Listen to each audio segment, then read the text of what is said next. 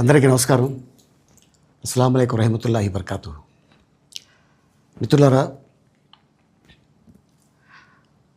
1999లో నేను రాజకీయాల్లో అడుగుపెట్టాను. మా పెద్దాయన డాక్టర్ డి రామానాయుడు గారి కోసం.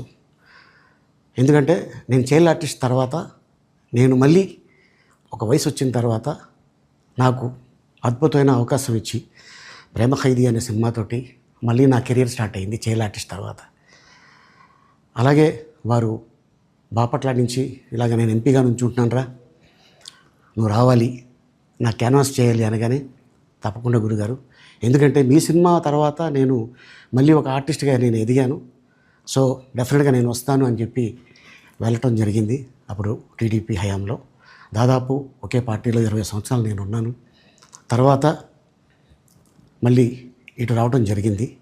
నాకు అన్నం పెట్టింది ఫస్ట్ నా తెలుగు ఇండస్ట్రీ, నా తెలుగు ప్రజలు, ప్రేక్షక దేవుళ్ళు, నా నిర్మాతలు, నా డైరెక్టర్స్, నా హీరోలు.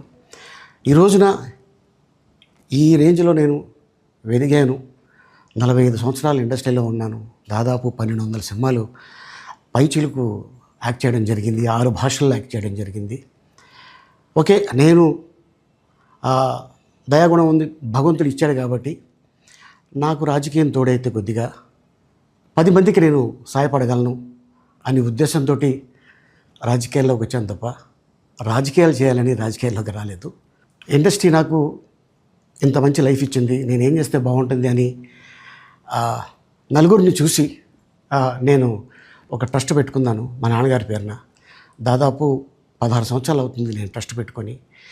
ఏ రోజు కూడా, ఈవెన్ దో కోవిడ్లో కూడా ప్రతి నెల వాళ్ళకి 1000 రూపాయలు నేను సాయం చేసేవాడిని. కోవిడ్లో కూడా ఆపకుండా అలా కంటిన్యూగా సాయం చేస్తూనే ఉన్నాను. చాలామందిని నా కుటుంబంలో అవ్వచ్చు, బయట వాళ్ళు అవ్వచ్చు, చుట్టాల్లో అవ్వచ్చు, చాలామందికి చదివించాను నేను. అండ్ అలాగే మా తల్లిదండ్రులు నాకు ఇచ్చిన ఆ ఒక గుణం అది అందరితో పంచుకోవాలని చెప్పి ఉద్దేశంతో నేను ట్రస్ట్ కూడా పెట్టుకున్నాను. నా ఇన్కంలో దాదాపు 20% నేను ట్రస్ట్కి ఇవ్వటం జరుగుతుంది. గతంలో కూడా చెప్పా, ఫారిన్ కంట్రీస్లో ఏదైనా ఈవెంట్స్ చేస్తే దాంట్లో నుంచి 60% ట్రస్ట్కి వెళ్ళి 40% నేను తీసుకునేవాడిని. సో ఇట్లాగా చాలా సేవలు చేసి ఉన్నాను కాబట్టి ఈ మాట కూడా నేను మీకు చెప్పుకుంటున్నాను.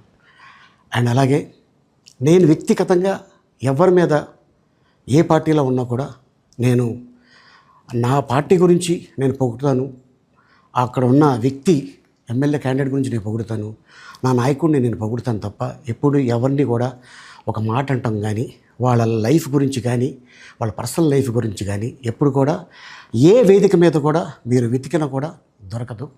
అండ్ అలాగే సో నేను ఈ రోజున మీ ముందుకి రావడానికి కారణం ఏంటంటే, నేను ఏ పార్టీ మనిషిని కాదు, ఏ పార్టీ సపోర్టర్ని కాదు, ఐఎమ్ జస్ట్ కామన్ మ్యాన్గానే ఉండి ఇక నా సినిమాలు, నా షూటింగ్లు నేను చేసుకుందామని చెప్పేసి అనుకుంటున్నాను.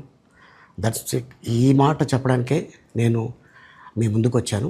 సో నేను ప్రతి 5 సంవత్సరాలకు ఒకసారి ఎలక్షన్లో మీరు వెళ్ళి ఎలా ఓటేస్తారో నేను కూడా ఒక కామన్ మ్యాన్గా వెళ్ళి ఓటేసి వస్తాను. సో రాజకీయాలకి స్వస్తి, గుడ్ బై.